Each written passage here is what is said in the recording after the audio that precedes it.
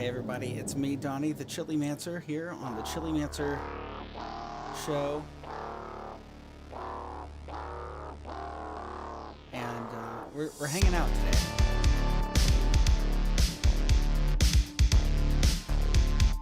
It's going to be a good one. I'm not quite ready. Actually, here, what are we going to do? Let's take this. We were at about 8 minutes, right? That looks about right. That looks normal. Just getting everything set up.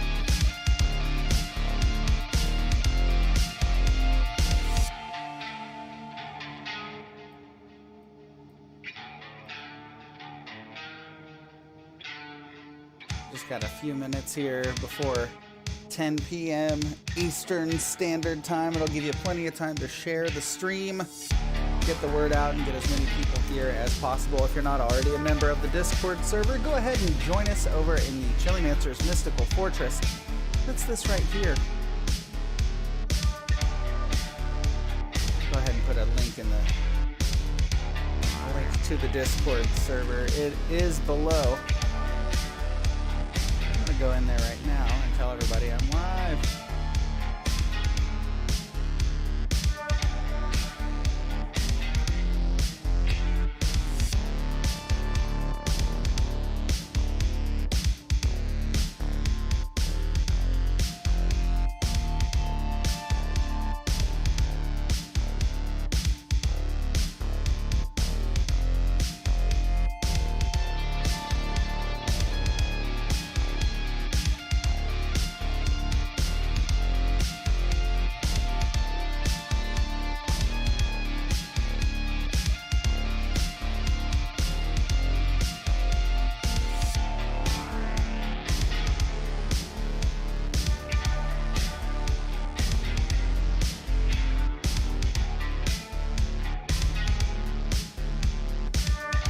Say a welcome to the new folks in the Discord server, including Hefty Bag and Skeeter J91.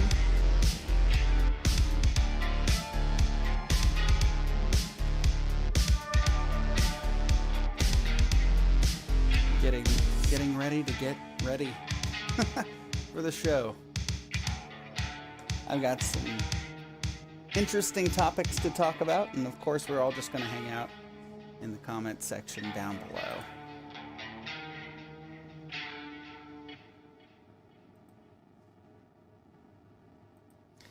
Actually, I wonder if we can go ahead and let's see if I can maybe watch my buddy Tommy's stream while we're waiting here for the 10 o'clock hour. We've got about 6 minutes left, so I'm gonna go back over here to his stream and see if maybe I can get a link to that so we can watch that together. We got the lifeboat. And actually, you know what, guys? I'll show you the lifeboat this way. All right, here we go.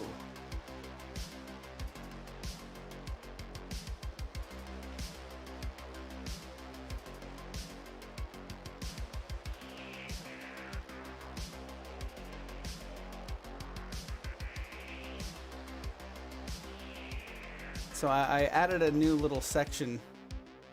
It's featured channels.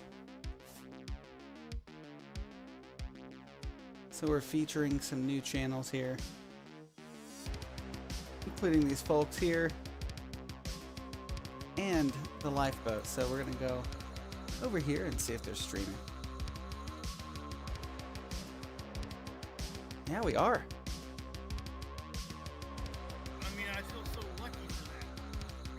That was my biggest fear walking through those doors. Was thinking that when I come back out, nobody's gonna be there. You know, it's just gonna be me.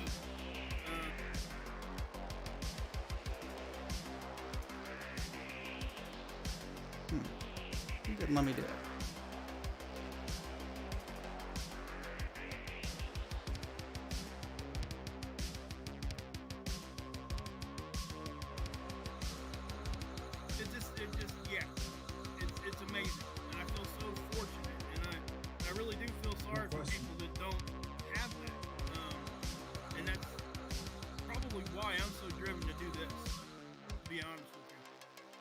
I recognize that there's not a whole lot of that out there nowadays. And if I can facilitate that at all, I'm going to try. So, just anyway. Hey, Santiago Lazo, great comment. You know what? The beautiful thing about this, Santiago, is if what you need is to soak this in and you don't feel like you've got, like it doesn't feel comfortable for you. Yeah, there he is. You know, dumping back all kinds of advice and everything else. Man, you're not neat. The beautiful thing, it's the way. Do you guys hear that at all? You come in here and you do what makes you comfortable, right? We don't judge, but you say it feels good, then let it feel good. We couldn't ask for anything more. That's as good as it gets. Derek N., let me say thank you. He said, I talked to a guy today at work, and he's going through a lot with the drug problem, so I told him about the channel. That's awesome. It really is, Derek. And people, if you're new to the channel, we did an interview with Derek. Seems like 6 years ago, doesn't it? Yeah. Man, really wasn't that long ago. Feels like it is. Derek, how about an update on your daughter, too? If you may have already put it in the live chat, but you know, Rosalind, we'd like to love to hear if she's home, how things are going. Yeah, for sure. But for those that don't know, she had a hole in her heart. Ain't that right, Tommy? Correct. Yeah, that's what I thought. But she was supposed to be home, I believe, yesterday. Right? Yeah, that's what. And you know what? And when he shared that, it was great because there were people in the chat. One woman said, "Yeah, I was born with that, like 23 years ago or whatever." Yeah. You know, so it was. I think it was another one of those opportunities for everybody in the chat to sort of chime in. And I had also mentioned that you know, Cedar, my daughter, was born with half a heart, and here she is at 18, doing fantastic. Although she did dye her hair. So Dad's going to be dealing with that. Yeah. No, actually, it's all right. I'm just picking it up. Pick your battles, Dad. You know, I got one of those. I got one of those texts that said, "Hey, I'm thinking about dyeing my hair," and I said, "Why do I have a feeling you've already done it?" And then 2 seconds later, the picture came across.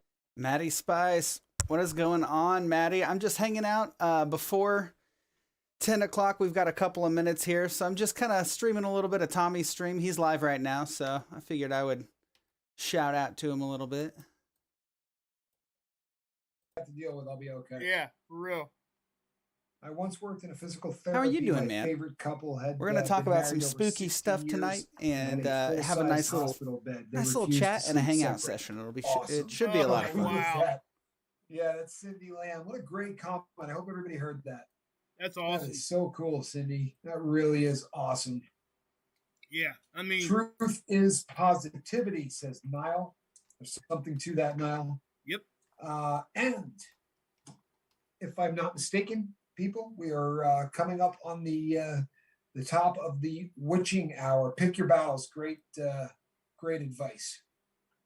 I think a lot of people are agreeing with that. Yep. Cindy Lamb says, "I love that stuff. It's the good stuff." Okay, people. So little business before we end. So today, some of you saw a live feed for the 8 o'clock video that goes up 8 o'clock on the West Coast.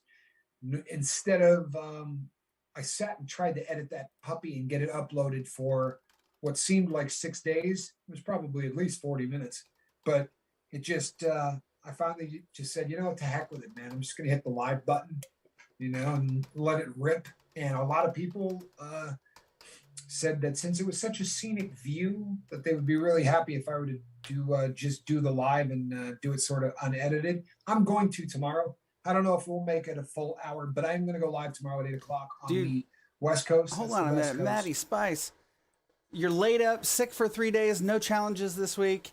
You did order the new challenges from League of Fire. Okay, that's interesting. What were the new challenges from League of Fire? Maybe we should go to the League of Fire website. It is 10 o'clock, so we can go hang out on the League of Fire website here. Text from Lady Fiona Crispin, who apparently is getting her hair done. Said she feels awful about it, but look, people, right now in Australia, you know, the way that lockdown is go, she said she is so amazingly blessed that she got a appointment that she had to jump on it. So I guess their lockdown has been a little bit more difficult. Oh, you know what, people? Have I got a great idea? Right now, right now, the Chilimancer, who's been with us from the very, very beginning. People, if you've never gone over to the Chilimancer's channel, you should probably head over and check that out. You know what? He has been such a G from the very word go. People, if you've been here long enough, there were a group of people that if your channel is even halfway successful, you find haters. It's just one of the things. But when that happened, he threw himself in the mix to stand up for me and for this channel, and at his own peril. Was just a great guy and always sort of been on the forefront. And I love Donnie. He's one of the just a really positive guy. And yeah, let's love bomb him. What do you think? Yeah, everybody head over there. That would be right? so We nice, should be able man. to scare the Tommy's the so good. there. And You're so good to me, Tom. People know this, but Donnie recently clicked off the first of the. He is over 1,000 subscribers. It's a very awesome. big deal. So we get him some watch hours over there to be. Get him 4,000 watch hours and get him monetized. That'd be cool. That's what I'm saying. Let's get him so a partnership here on. And I'll tell you something else, which is a reason that I feel great about this.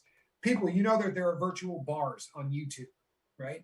People go and they hang out at the virtual bar and everybody gets smashed. And it was really starting to kind of gain some momentum in the pepper community. And Donnie shut his down and made it a coffee house because he wanted a place for them. Yeah, how cool is that? He shut down the one that he had going because he wanted a place where people could go who they could still go and talk about peppers or talk about anything else, but he didn't want alcohol in everybody's face. And I thought that was the coolest thing going, man. I really did. Especially when he had some traction with the with the bar. It's pretty cool to see him turn it into a coffee house. And I'm going to head over there personally. So, so tomorrow, people, I will be going up at 8:00 on the West Coast. I will be seeing all of you there. I really appreciate all of the new people. Send me an email, reach out. 40-foot garbage man. Yeah. Jimmy Pickles is in the house. Jimmy Pickles. Hey, you know what? Oh yeah. All right. Here we're going to we're gonna go over here and click off of this. I do want to say all right. Ah, that's so awesome.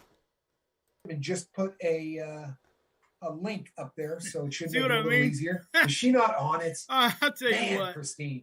Yeah. You really are amazing. You know what? All right. One of these days I'm going to learn how to do that myself. All right. So everybody, thank you so much. Here, let me get the, hold on. Before I go over here and do all that, I got to get the music going. Got to get the, whoa. I've got some specific music here. Let me make sure I don't blow everyone's ears too. That'd be awful. All right. Now that we've had enough time to kind of chill out for a little bit and watch Tommy love bomb me, put on some of these tunes here.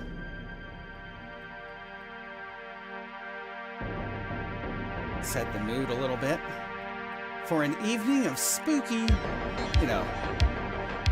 spooky stuff.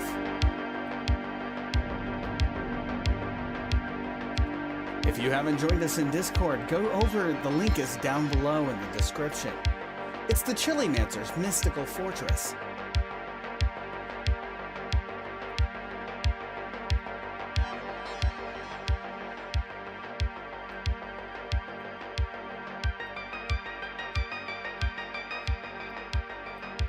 Yo, it's Yaya's me.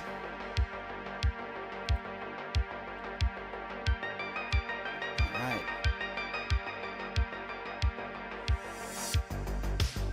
Welcome.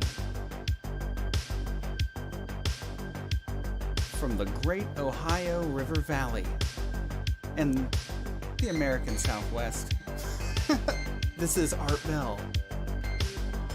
Actually, this is the Chilimancer, and you're watching Chilimancer's Above Top Secret podcast, brought to you in part by jppepperseeds.com. Hashtag IsolatedSeeds. Don't touch my pickle. If you need pepper seeds, go ahead and we're going to check out Jimmy Pickle's website real quick. He does have an isolated grow area here, along with isolated pepper seeds. I do want to just say a big shout out to Jimmy Pickles. I have some powders that he sent me this week. I'm going to get together with Hot Sauce Mike probably Thursday. Look at all of these different varieties. And that's just page 1 of 6. If you want to see the rest of them, go ahead and check it out. jppepperseeds.com. Some of the best varieties of peppers in the world. And my music went off. I should have clicked that earlier. We're going to go get back to the music. I love that. I like those tunes. Here we go. Here we'll... There we go. This playlist is available on YouTube. You can go and listen to that if you'd like.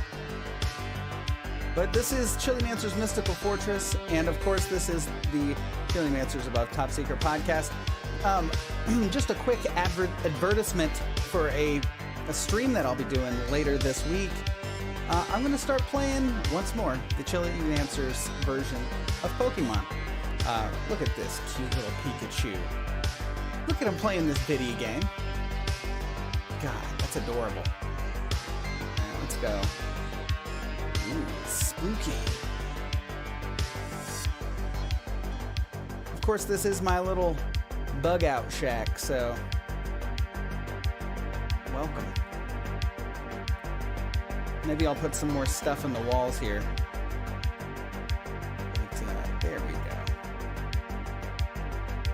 Mrs. Hermit Hill, Kentucky, just stopping by to say hello from the lifeboat. Thank you so much. Jesse, the broke-ass nail artist, is here. Thank you so much. Yashua's disciple. Thank you so much, everyone over here from the lifeboat. Tommy, you are an amazing individual. Thank you for sending everybody over here. We're getting ready to get started with this spooky, festivities. And if this is the first time that you've joined me here, of course I'm the Chilimancer. I love spicy foods, growing hot peppers, eating spicy foods. Of course I love everything spicy. But one of my other obsessions is spooky stuff. Bigfoots, cryptids, X-Files type stuff. You know what you're looking at. So that's what this show is every Tuesday and Thursday. I've got some spooky stories for you. I did learn today, and we can go down into a little bit of a rabbit hole with this, and that's kind of my plan for the day. In 1972, the British Rail applied for a patent for a flying saucer. So I'm going to, let's go into the world here and see if maybe I can't find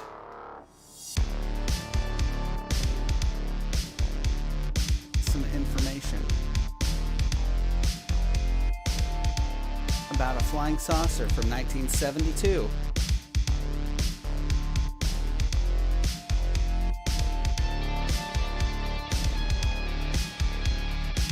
Have you ever heard about this? Has anybody ever heard about any of this?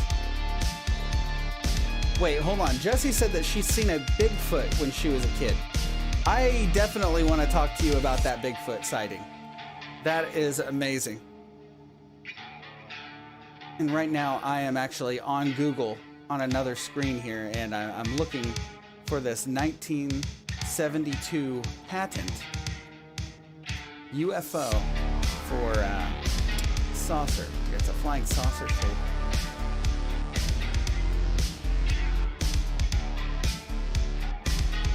Oh. Okay. All right. I see something that we can do here. This is actually going to be fairly easy because it's Wikipedia. Let's go ahead and set up a computer screen of some kind here. A box cave would probably work.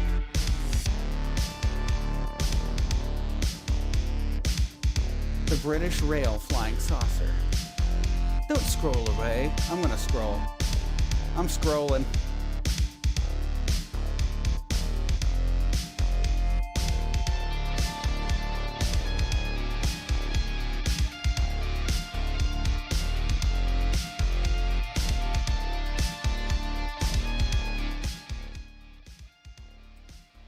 Have you watched any Mr. Ballin? He does real well with telling stories. Yeah, Mr. Ballin's stories are always really good. He like writes them out really well, and he writes motivations and emotions into them. I really like his stories quite a bit, actually. All right, so let me check this out. So this is the British Rail flying saucer, known as simply a space vehicle. It was a proposed interplanetary spacecraft designed by Charles Osmond Frederick, although the proposed craft required controlled thermonuclear fusion and other futuristic technologies. A patent application was filed on behalf of British Rail in December of 1970 and granted on the 21st of March 1973. The flying saucer originally started as a proposal for a lifting platform. However, the project was revised and edited, and by the time the patent was filed, it had become a large passenger craft for interplanetary travel. That is wild. In the 70s. What if they were doing this stuff from the 70s? What if they were going in a secret space program from Earth to the moon or Mars or some other planet? The craft was to be powered by nuclear fusion and using laser beams to produce pulses of nuclear energy in a generator in the center of the craft at a rate of over 1,000 hertz to prevent resonance, which could damage the vehicle. This is wild. The pulses of energy would then have been transferred out of a nozzle into a series of radial electrodes running alongside the underside of the craft. God, it's got electromagnets and all this. Dude, what if this is what all of these UFOs are? Like, what if this is what those UAPs are all about? All right, we're checking the comments section here. Jesse said, I was playing in my woods when I was a kid, and one of my friends, and we were swinging on a rope, and I saw something in the distance. It was huge and coming at us fast, and we took off. That is weird. Last week, we had one of our friends, DJ, great friend of the show. DJ was here, and he was talking about how he saw a shadow beast in Bethel, Ohio, not too far away from the high school. And it was like this big shadowy figure, like this big humanoid beast with yellow eyes. I've heard about a beast with yellow eyes in Ohio.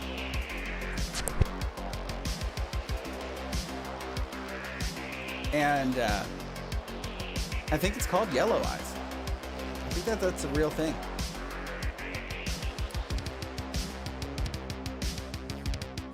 Oh, there.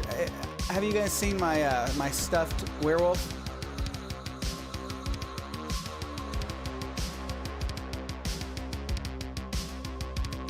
Where'd that shadow come from? Did you see that? What is that? What is that shadow from? What is that shadow from? Weird. All right, so media attention. The patent first came to the attention of the media in an article in The Guardian on the 31st of May, 1978 by Adrian Hope of the New Scientist magazine. There was a further mention in the Daily Telegraph on the 11th of July, 1982 during the silly season. What is silly season? In the United Kingdom and some other places, the silly season is the period lasting for a few summer months, typified by the emergence of frivolous news stories. It's known in many languages as the cucumber time. Okay, right. The Railway magazine mentioned it in May 1996, saying that the passengers would have been fried anyway. When the patent was rediscovered in 2006, it gained widespread publicity in the British press. A group of nuclear scientists examined the designs and declared them to be unworkable, expensive, and very inefficient. Michael Van Baal of the European Space Agency claimed, I have had a look at the plans and they don't look very serious to me at all, adding that many of the technologies used in the craft, such as nuclear fusion and high-temperature superconductors, had not yet been discovered. While Colin Pillinger, a scientist in charge of the Beagle 2 probe, was quoted as saying, if I hadn't seen the documents, I wouldn't have believed it. All right.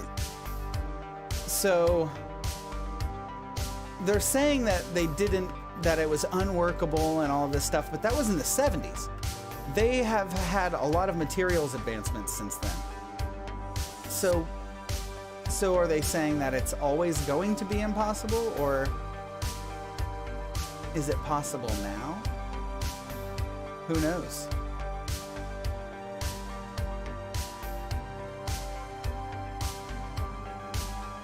It was wild. Oh, I dropped my notes. Let's just bend down and pick those up real quick. All right. I did want to talk about how electrical current was discovered. And so let me find my place here. And I might actually turn the music down just a little bit.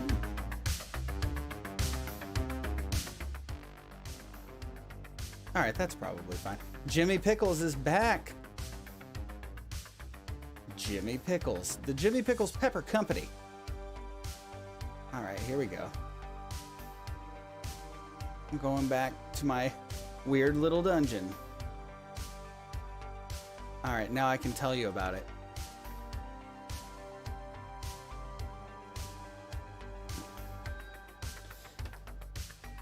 All right, the Italian scientist Luigi Galvani was working in his Bologna laboratory in the 18th century when he accidentally touched a steel scalpel to a frog's leg that was lying on a zinc plate. The leg twitched, and Galvani believed he discovered animal electricity. In following up Galvani's research, his countryman Count Alessandro Volta showed that it was the two metals that were responsible for generating the electric current and established the principle of the battery. So basically, the principles of the battery were discovered because someone was messing with a frog's body and noticed some kind of a jolt in a frog's leg. That's super interesting, especially since it was the guy, Galvani, who discovered that.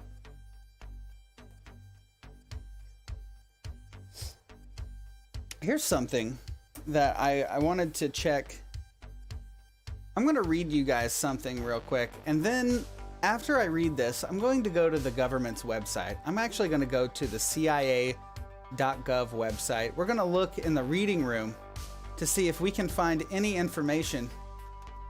Let me just open this up here. We're going to see if we can find any information about Orgone Energy.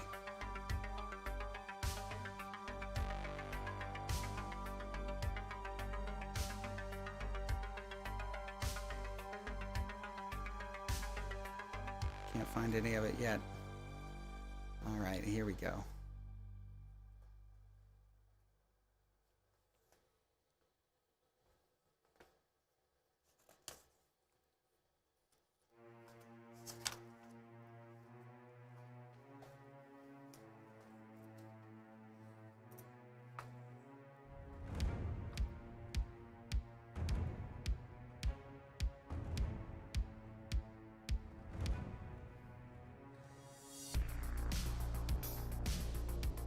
Imagine a cubicle about the size of a telephone booth that a sick person could enter, sit in it for a while, and leave feeling healed.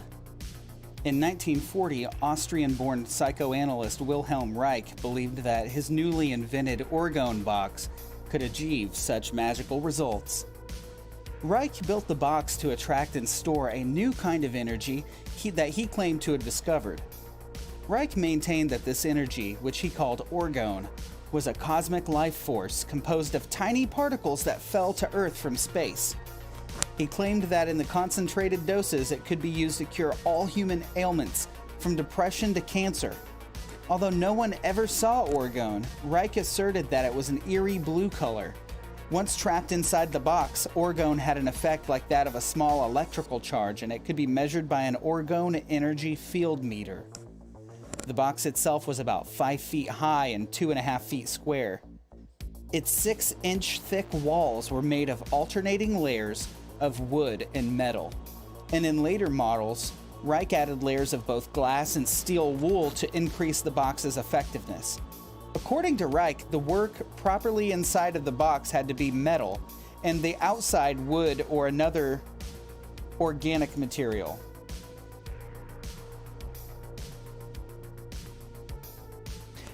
The patient inside the box absorbed the collected orgone and experienced a feeling of warmth. Although the metal walls were cold to the touch, there was nothing frightening about the box. The patient could look out through a small square opening cut in the door. Hey, Johnny Small Pepper, hello, Maddie Spice, Jesse, Jimmy, everybody who's hanging out with me today. Good evening, and I'm glad that you're here. So apparently this guy, Wilhelm Reich, invented this orgone generating box that would accumulate this field of energy that he's claimed to discover, and a body placed in the box would absorb this energy and it would heal. So, of course, the FDA is probably going to have some problems with that. I'm just going to call this from the beginning that they're going to have a problem with that. So, let's on with the story. Born to Jewish parents in Vienna in 1897, Reich was a qualified physician.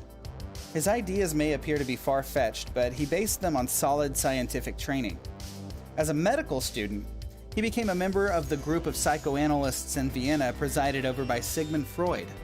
But Reich disagreed with Freud's focus on childhood as a source of adult problems, and soon left Freud's circle to develop his own theory of sexuality as a major cause of adult neuroses. Against orthodox medical opinion, he claimed that there was no difference between mental and physical illness. Both, he maintained, were the result of unreleased energies, a blockage that orgone could treat. Reich took his radical ideas to Germany, which he left when the Nazis came to power in 1933, and then to Scandinavia, where he was frequently ridiculed by his fellow practitioners. He finally settled in the United States in 1939, establishing a laboratory in Rangeley, Maine, for the scientific study of orgone and its practical uses. Reich thought orgone might cure cancer in the early stages of the disease, although no one else shared his enthusiasm. He claimed some success with 15 terminal cases, all of which showed some improvement. Several lived 2 years or more than expected, although none was permanently cured. Reich's ideas were well received in the United States. By the summer of 1947, he was renting out nearly 200 orgone boxes at $10 a month to patients. But in 1954, the US FDA obtained an injunction to prevent his sending the boxes across the state lines. They called the boxes fraudulent devices. Refusing to comply, Reich was sent to prison, where he died of a heart attack in 1957. It was a dark end to a controversial career. Since his death, Reich's ideas have usually been scorned by doctors and psychoanalysts alike. The orgone box and the claims that he made for orgone have largely been ignored. It seems unlikely that anyone will try to accumulate orgone ever again.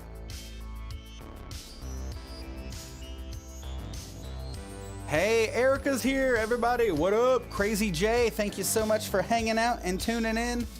It's good to see you. I'm just chilling out here in the Chilimancer's Mystical Fortress. Of course, our virtual hanging out place. This is it. I'm going to give you guys a little bit of a tour here. And I do want to go while everybody's here. And, oh, hey, Crazy Jay here. Let's, what up, buddy? Hey, what up, Crazy Jay? Just hanging out here in the speakeasy with Crazy Jay. So I'm going to go upstairs real quick and we can, oh, Merry Christmas, everybody. It's coming up. What you getting me for Christmas? Just get me some views. That's what I need, some watch time. Here's Jimmy Pickles.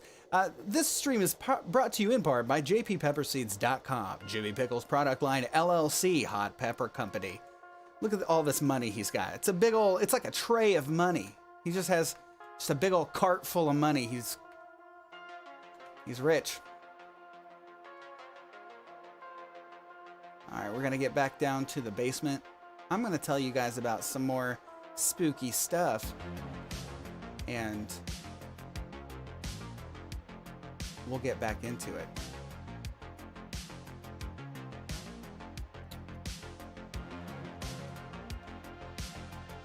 I've got some more stuff written down here. And in the second hour, I'm going to go into the Discord and we can talk. You know, we can all have a big conversation and chat about it. If you have had any spooky stuff happen to you? I want to hear about that too. Have you guys heard about the Star Wars program? And I'm not talking about Luke Skywalker and all of this. Actually, it's Ronald Reagan. Whenever people talk about space lasers, this is what they're talking about. They talk about it like it's a joke, like it's not real, but it's been real for a very long time, and we're going to talk about it tonight.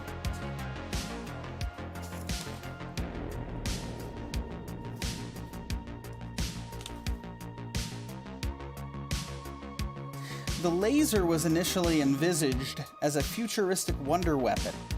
The Strategic Defensive Initiative, or Star Wars project, has since furthered that warlike image.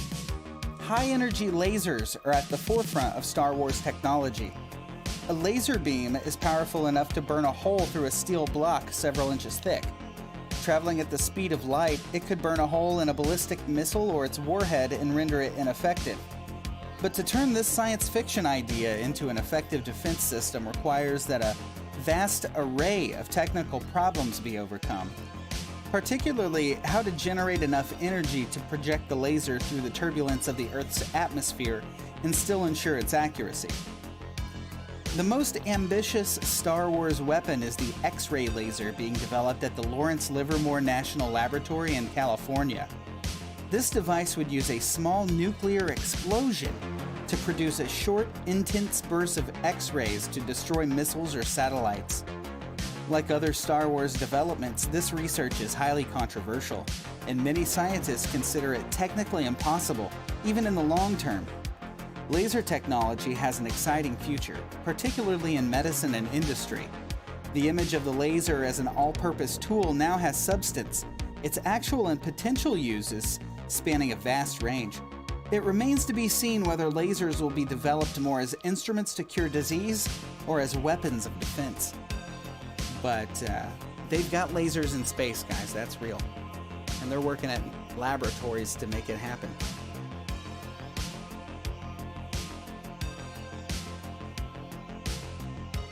Johnny Smallpepper said, Jimmy, when I eat the one pepper tomorrow or next, they're from your seeds. Oh, that's awesome. I heard that it's been real for a real long time. Yeah, the Star Wars. Can you imagine? This information that I'm reading from was actually from the early 80s. And we've come so far since then. So far. For example, let me show you how far that we've come.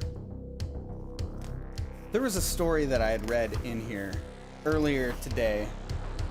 And you guys, you might get a little cracked up. This might crack you up a little bit, okay? This article is in the book Marvel, well here, it's the section of Reader's Digest, Facts and Fallacies, Stories of the Strange and Unusual. This book, here, let me see when this book exactly came out. Because I have to let you know when the time frame is. Oh, it's not the early 80s, sorry, it's 1988. This story was written here in 1988. Let's get to it.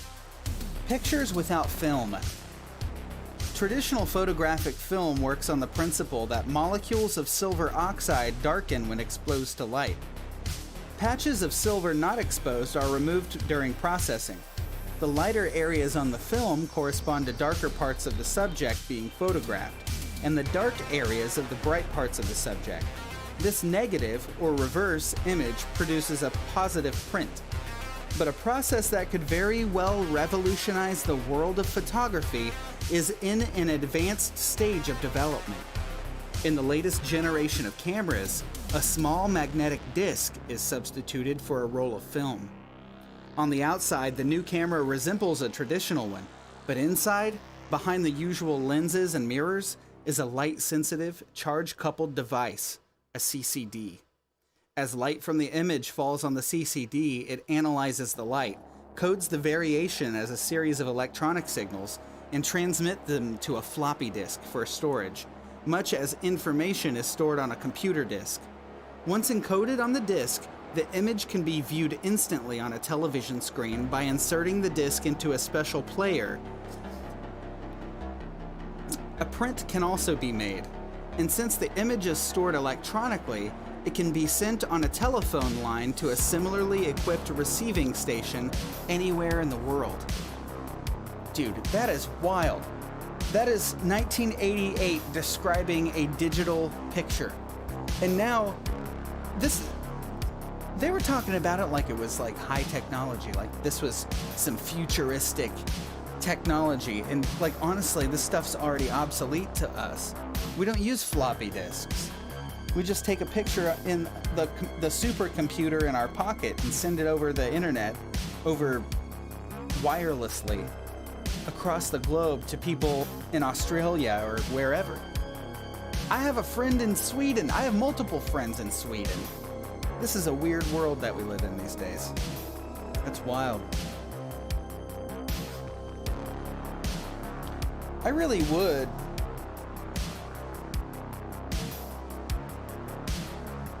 would like to talk to somebody about their spooky experiences.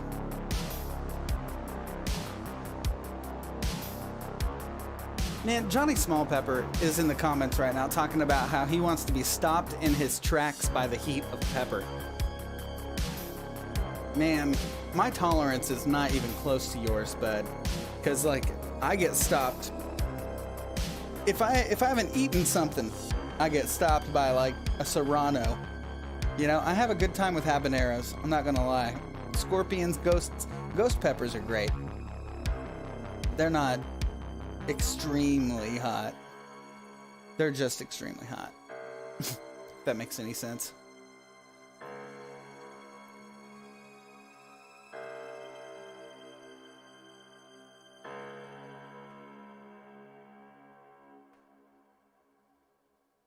Alright, I think I'm going to turn the music off. It's time for the music to go away because we're going to be... Alright. We're going to be bringing up the Discord server now. And we can all jump into the Discord and chat it out. Hey, look at the clock over here. The time on the clock is actually correct. Isn't that wild? For all my homies in Ohio, I'll take a quick couple of minutes since we aren't quite at the top of the hour yet.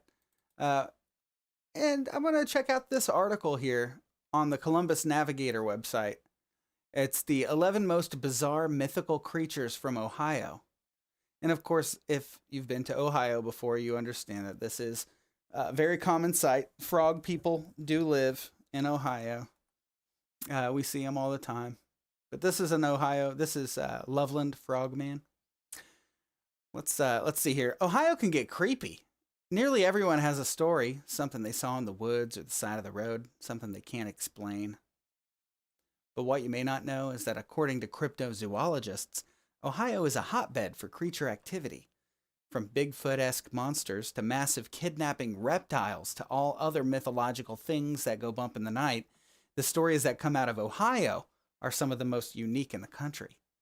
If you're anything like myself, you have to admit a bit of skepticism about these creatures, but maybe that's only how you feel until you see one for yourself. This means that actually it may just be time to break out our headlamps and try to catch one of them in the act. This one's the Loveland Frogmen. In 1955, a man was traveling through Loveland, Ohio, when he saw three mysterious creatures. Of course, the story has many versions, so he either saw them near Branch Hill or over or under a bridge on the Little Miami River. The unnamed man claims he saw figures, which were about 3 to 4 feet tall, conversing with one another. The creatures had leathery skin and the faces of frogs. In addition to their amphibian attributes, they also had a wand that they waved over their heads, which naturally scared the passerby. The stories of the Loveland Frogmen have been repeated throughout the decades. What in the world? I'm not looking at real estate. All right. Young couple was out playing Pokemon Go when they claimed to see a giant frog-like creature that stood on 2 legs and walked toward them. Oh man, here we go. What's this? Oh. This is apparently a video of the Frogman. I don't know, man. I'm kind of not seeing it. Nah. What? Okay. Do you think that this is the Frogman?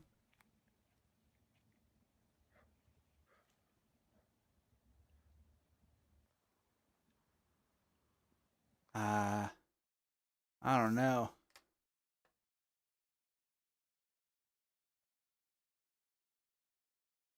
Weird.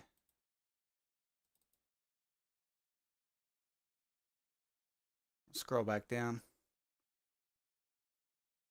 I don't think that was really anything, to be honest. Got to catch them all, right? So that was the Frogman. There are many different variations of that Frogman story, though. There's also the Grassman. It's not a man made out of grass, although right now you can't really tell exactly what it is, but have you ever seen three-toed footprints in Cuyahoga Valley National Park? You may have been hot on the trail of one of Ohio's most legendary cryptids, the Grassman. Often referred to as the Eastern Bigfoot, the Grassman's reportedly a 7-foot-tall, 300-pound hominid.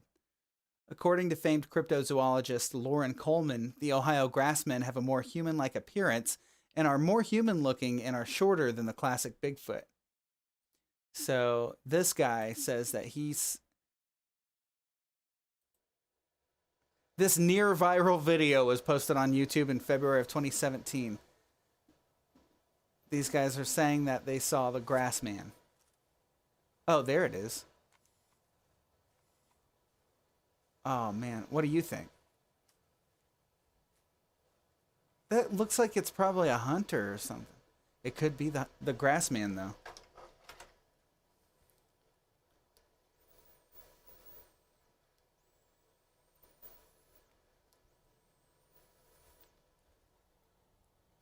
Jesse, if you're still watching, is that what you saw? Does it look like that?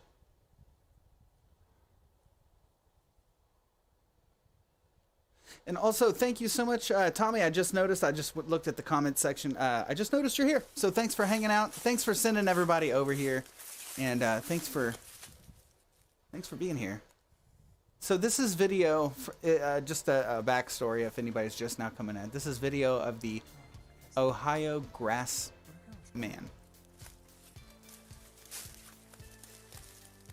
I don't know what this music is. Oh. Now we slow it down. Please don't put music on my channel video. Okay, wow. I don't know if we need to slow it down. I mean, I can pretty much see what it is. Some kind of a dark outline over here. We can pretty much see that. I don't know. It seems it seems to me that it's a person. Let's go to the comments here and see what you guys think. Why not Sasquatch Hunter? Why not Sasquatch Hunter? Oh yeah, exactly. It's probably a hunter. Alright, so we will make that small again, and let's look. The Mothman. Okay. So Mothman is actually a little bit different than other cryptids. It's kind of weird. This is a very small little blurb, so I'll just go ahead and read that for you if you're not familiar with the Mothman. There was a movie made about the Mothman in the 90s. After the first sighting of a winged creature in 1966, an Ohio copy editor dubbed the mystery creature the Mothman. Although typically associated with Point Pleasant, West Virginia, the Mothman was also active across the Ohio River in Gallipolis? I don't know. I've never been there. I don't know. I feel terrible. Gallipolis? Man, that's funny. Hundreds of Mothman sightings were reported in Ohio in the 1960s, but the mystery actually goes back centuries to the native Wyandot people who inhabited the Ohio River Valley. According to author Mark A. Hall, the Wyandots were plagued by giant flying bird-like creatures who would blend into clouds and fog, destroying crops and plucking children from villages. That is wild. Can you imagine, like, your society just being like, oh yeah, no, that's the bird-like creatures. They pluck all the children away sometimes. That is wild.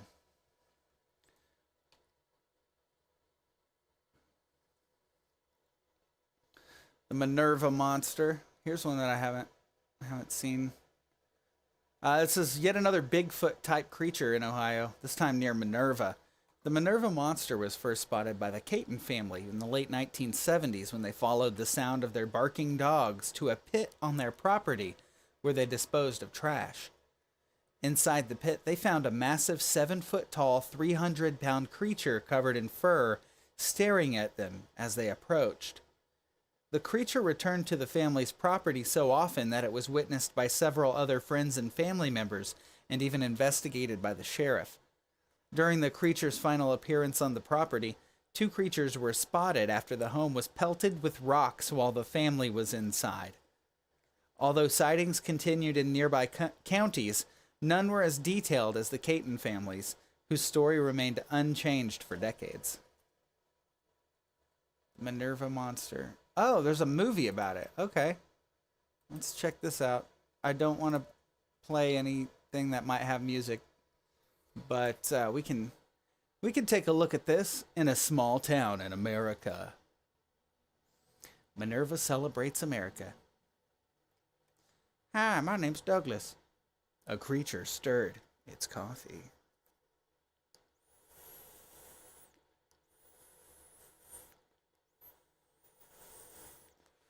Did True Value. I would take any of those cars, by the way. The Akron Beacon, Ohio's complete newspaper. Roaming the woods in Paris Township.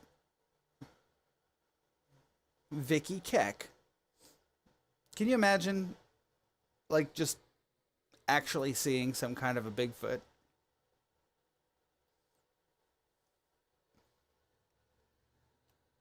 It looks so emo.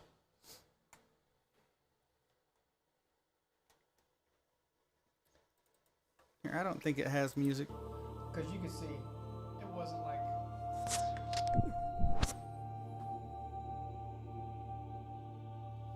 Small town monsters.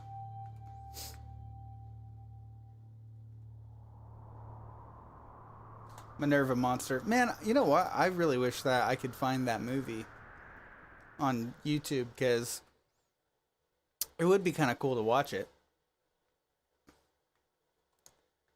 Man, okay. Maybe I'll try to find it. Minerva Monster.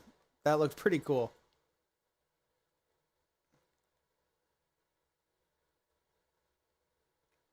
Oh, wow. All right, so...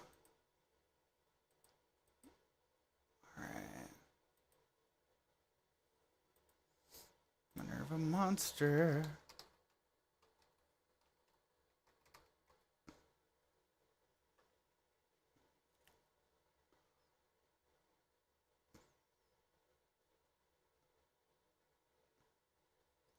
Oh, here it is.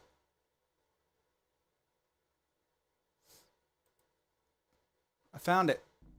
All right, we could probably have a movie night, honestly, about the Minerva Monster. That would be pretty rad. Let's go. Well, I guess we can make a little spot here for it.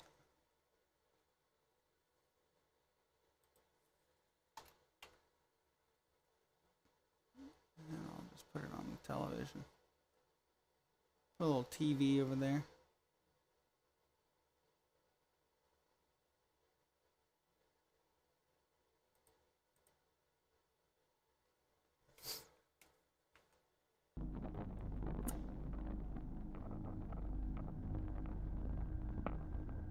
It was August of 1978. Our shift started at 10:30, and as I left the sheriff's office to head out into my area, I got a call to go to a house on Lincoln Street East, which is Route 30, US 30. And when I got out of the car and met the people at the house, who were obviously distressed. What they described to me was hearing I hope that I don't get in trouble for streaming this, but like it's like a reaction video. It's like the Minerva Monster reaction video. It was chained to a doghouse, and it was found like out of its collar and dead, and they didn't know what was happening, and they were getting their house pelted with rocks, and there were footprints, and they just didn't know, if this was vandalism perhaps or something else. Mid-70s, late 70s, that's when it really started getting active, and that's when all the publicity started coming around. And we seen it walking on the banks out there, and like I said, we thought it was just some guy messing around. So one night it was messing around, it was really bothersome, wanted attention or just, and my brother, myself, and 2 or 3 of our friends, we chased this thing down. The Minerva Monster. I've never seen anything like a Bigfoot, I don't think. But I've always wanted to see something. I always loved going on like night drives in the woods, hoping that like you'd just glance and see a Bigfoot on the side of the highway or something. That is the good stuff.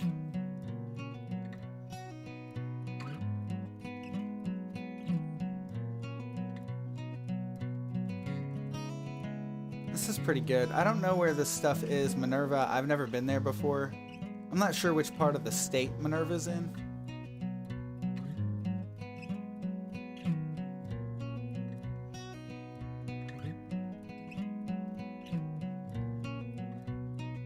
Here, I think I can make it so I can watch it on here. Minerva is located in northeastern Ohio. There we go. Approximately 18 miles east of Canton, about 70 miles south of Cleveland. Almost equidistance between Cleveland and Pittsburgh, about 70 miles south of Cleveland and 70 miles west of Pittsburgh. Here, let's see if I can. Oh, no. It's rolling terrain. I've been told that we are where the glacier deposited its remains when it melted during the Ice Age. Just south of Minerva, rich in oil and gas. It's kind of the headquarters now of the new fracking industry in the state of Ohio. The village was started because of Sandy Creek that runs through town. And John Whitaker determined that there was enough fall in the creek that it would power a grist mill. And he built one, and that was standing in almost the center of town up until 1976 when it was torn down. There have been a couple of booms in town. Of course, Whitaker started with the grist mill, and then it was also on the Sandy Beaver Canal.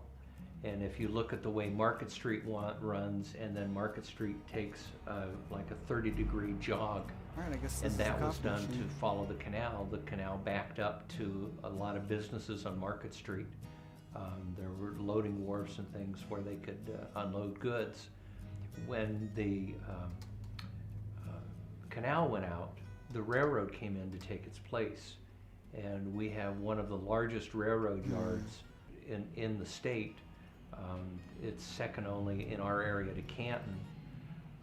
The rail line yard runs about a mile long. I think it had 10 or 12 sidings to it. We had a roundhouse at one time, and there were 3 different rail lines that intersected in Minerva. One of the reasons we had such a large yard was that they would bring coal up from What is he talking about? southeastern Ohio Large yards and stage the trains here in Minerva, and then send it out both to Pittsburgh and Cleveland. There was a train that left Minerva every day to take coal to the illuminating company in Cleveland to provide electricity for the city of Cleveland. That coal train originated here. And talking to the railroaders, they said that the diesel engine was the demise of the rail industry in town, because then they could put together trains that were almost a mile long, and they didn't need the manpower that they had needed in the past. So Jesse, whenever you guys saw that thing, and it was like You got a great community. coming after you guys, yeah, that must have been pretty scary. Mayor would say that. but ours is just. I'm just like reading the comment section the here. people here, you know, their care and stuff for each other and for the community makes it a nice place. All right. I know that the Minerva people are really nice and everything, but I really want to just see a Bigfoot. So if you guys could just get on with that Bigfoot, that would be righteous.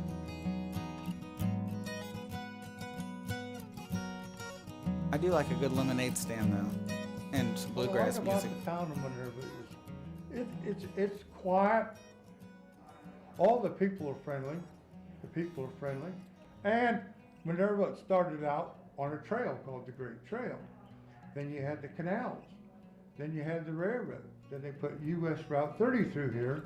And then you had what they used to call State Route 80, and they changed the name to 183, or the number to 183. So we've always been a kind of a transportation hub, even though a lot of people say we're out in the woods or off the beaten path. But transportation and industry is what's going to bring people to any town, regardless of what the name is. And the name is kind of unique itself because it was the first name of the first female baby born in town. Oh, that's cool. Named after a person's family, you know what I mean?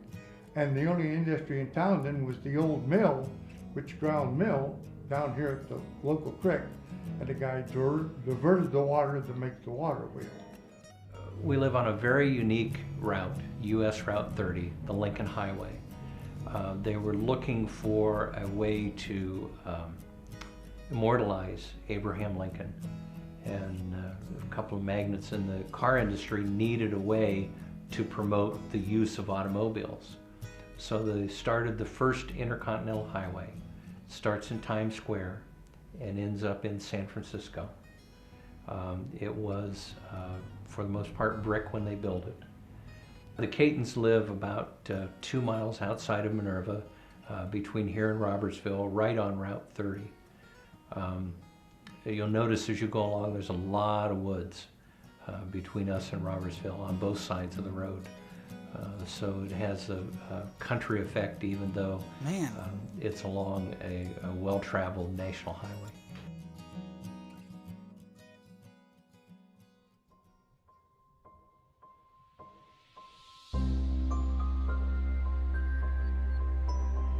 Ooh.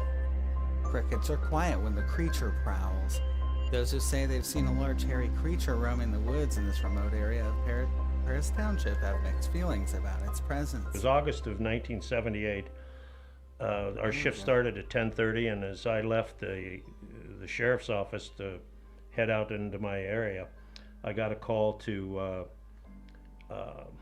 go to a house on Lincoln Street East, which is Route 30, US 30. And the address I don't recall, but it was a little bit west of Minerva in Paris Township. And the people that lived there had seen a peculiar object or a peculiar thing.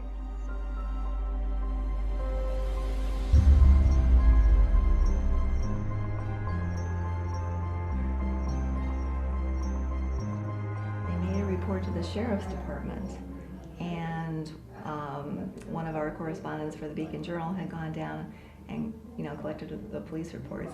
And then I contacted the family and asked permission to come down and interview them, and they were very open. I was really the only reporter there for a long, long time.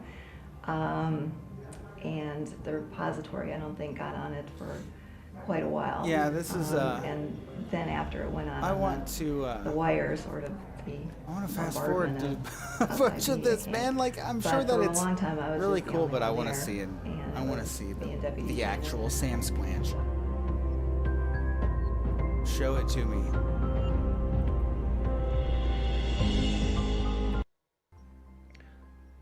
And I think the This mother looks spooky. Okay. told me that it was as tall as the eave of the house where the roof met the sidewalls. When we first started seeing it, it was, I would say, between 6 and 7 foot tall. Wow. Covered in hair, it was. It still had facial features. It wasn't completely like a rag mop, over the face and everything. It had facial features and everything, had eyes, you could see. But it probably weighed a good 400 to 500 pounds, I'd say, maybe more, muscular. Because you could see it wasn't like I said, like a mop hanging from its arms or anything. It was hairy, but you could still see the muscular physique and all that. But yeah, it was. I love the way that he just described the Sasquatch as having a muscular physique. I went out to the. He's like, you know what? That son of a bitch had a chicken coop where they muscular said this physique. thing I ain't was, kidding. And I couldn't see anything. I found no tracks of it or anything like that. But the ammonia His smell arm looks enormous. was pretty strong. I mean, it was noticeable. I found some fur that was on a nail that was protruding out of this old chicken coop that was there. It was grayish brown, and it was almost like a mohair or a real fine, fuzzy kind of hair. And I collected it. But back then, DNA wasn't a very commonplace thing that we used. So I ended up submitting it back in the olden days to, before DNA existed. A college professor at Malone here in Canton. Post Malone. Who couldn't really tell me what it was from or anything like that. So they were calmed down, and I kind of could do nothing else there that night. Yeah, thank you for fading them out. I just want to see it.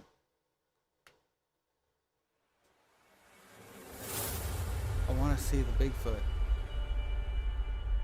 This is just me going, show me the Bigfoot. Show me the feet. I want some foot photos, if you know what I'm saying. Some that Bigfoot was the first photos. year that I was hired by the Beacon, so I was a cub reporter. I think I was hired that January, and this occurred in August of '78. I had been assigned to cover Wayne County, and so, I was doing my thing every day there. But this was kind of the first feature story that was off my beat, and the reason that I got it was because A, I was close to Minerva, and B, I live on a farm, so this concerns animals, and I got all the animal stories. So I was used to covering Wayne County government and feature stories there, and farming stuff, and agriculture, the agriculture center there at the OARDC, so that kind of thing. When she came down, she mainly talked to my mother and father at the time. I pretty much stayed out of it, let them do their talking and explain to them what they seen and everything like that. But yeah, Barb pretty much dealt with my mom and dad at the time. I was just sort of curious at first and just collecting information, and Deputy Shannon was there most of the time, and so we were conversing and going over things and going over the property and looking at things together. All right, and so here's the deal. From the Beacon, the late Ted Walls was down there with I think me, it's getting to be. So Oh man, it is. All All right. Well, thank you guys so much for hanging out with me and watching this movie. We even spent quite a few evenings on the Caton porch, sort of waiting sure to we see can if something was going to show up or something. Finish it some other time. It's 11 o'clock. Do you know what that means? 11 o'clock means that we're gonna take a quick little break, and not quite 10 minutes though. I don't want to take a 10-minute break. I do want to just take a quick restroom break. Maybe I'll find like 3 minutes or something like that. So give me 1 second here to find a little 3-minute clip. 3-minute countdown.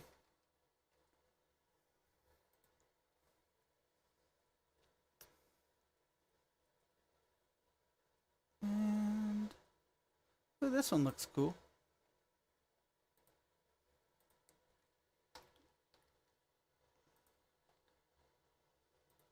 And then I'm going to take a quick little break. And then I'll be back with even more interesting things. And this time, we'll be hanging out in the Discord. So this will be fun. It's an offset. There we go.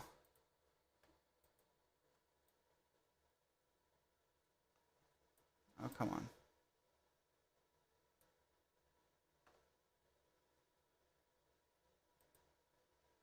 I gotta clone this.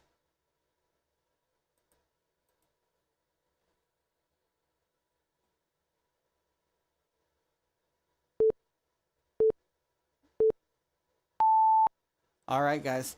We will be back in about 3 minutes. I'm going to leave some music on for you so we can, jam out or something. What do they call it? I don't know about jamming.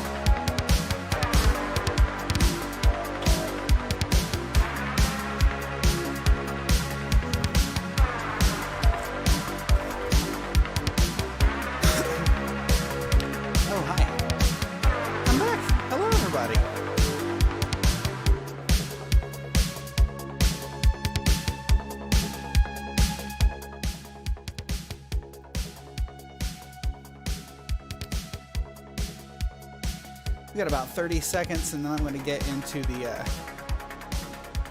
chat in the Discord.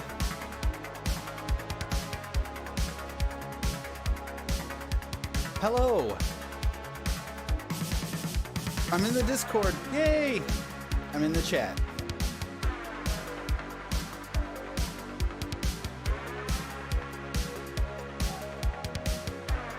Five, 4, 3, 2, 1, 0. Yeah, that kind of looks cool.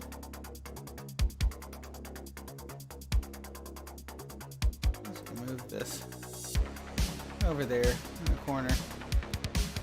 I like having a nice little 3-minute timer. That's pretty good. Whatever. I am in the Discord chat, so if you guys are listening right now and you'd like to go and hang out, there is a link to the Discord down below in the description box. Scroll down far enough and you'll find it. It is a link to the Discord server. It doesn't cost anything to join, and it's a whole lot of fun. You can join the audio call and then be on this show and tell us all about your spooky deals in life, all your spooky life deals.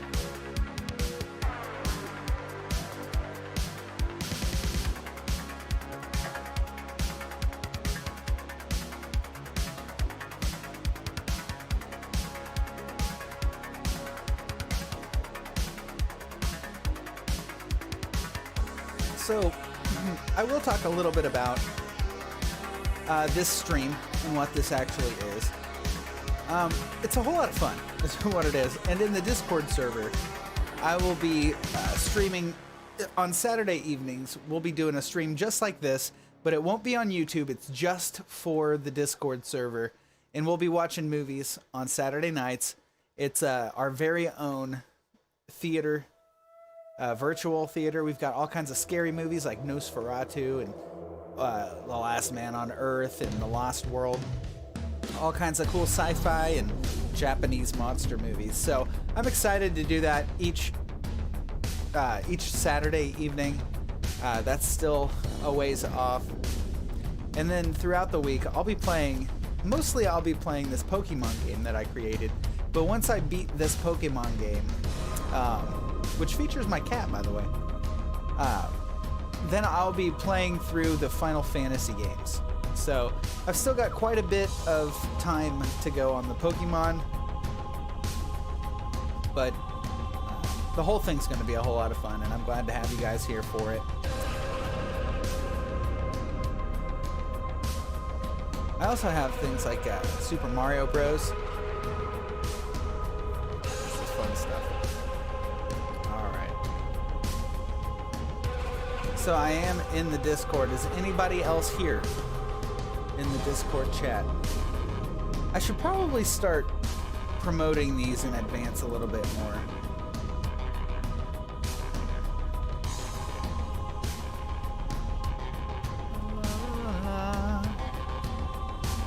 It's all right. Here we go.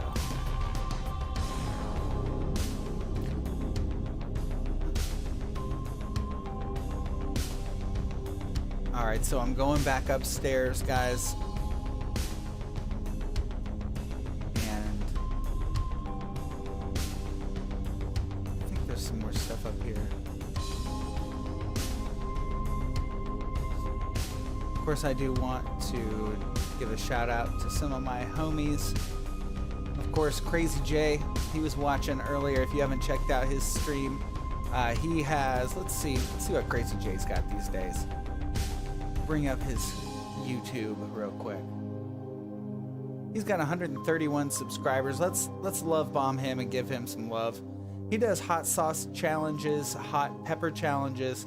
He's also the head honcho over there at Crazy J's Speakeasy, which is downstairs here, but also for real, it's on the internet. But he's down there. But Crazy J, go give him some lovin'.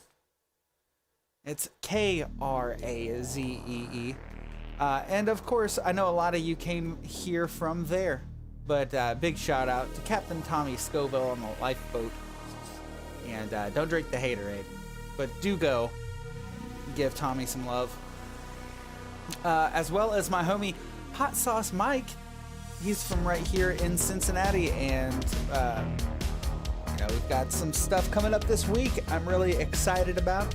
If you haven't checked him out, check out Hot Sauce Mike, and of course Jimmy Pickles Pepper Company. I've talked about him quite a bit this evening because his peppers are just so fantastic.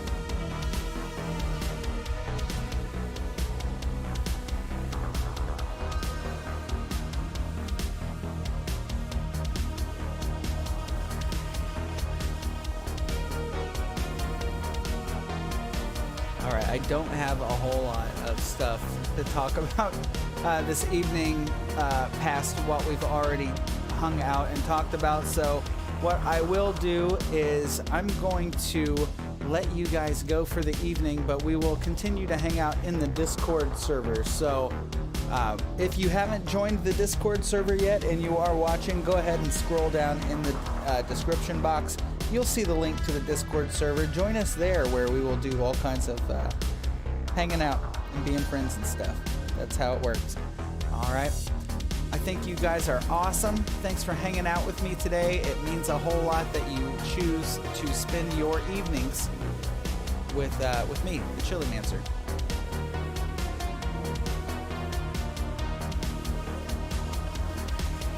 It's almost 11:11. That's pretty cool.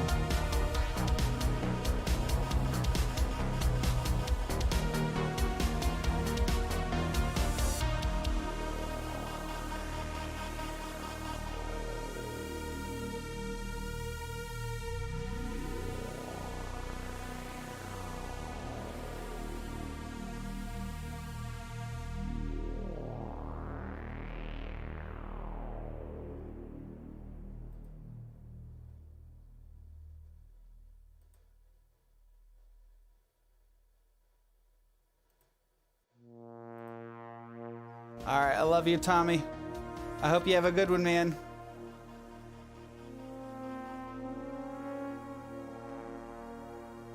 Jesse, thanks for hanging out. It means a whole lot. Johnny Smallpepper, thank you, brother. Thank you, everybody. It really does mean a lot that you hung out with me. And thank you, Tommy, for the shout out tonight. That means a lot too. It's 11:11, guys. Make a wish.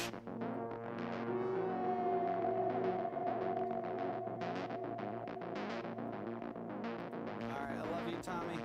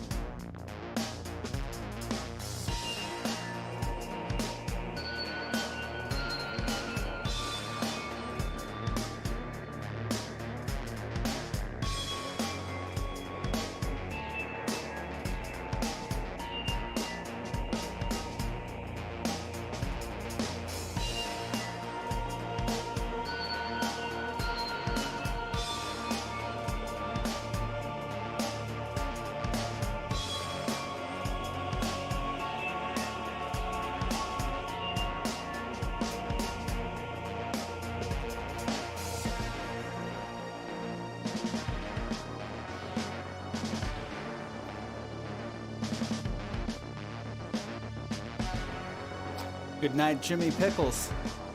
Sleep tight. Sweet dreams. Don't let the bed bugs bite. I love every single one of you guys, seriously.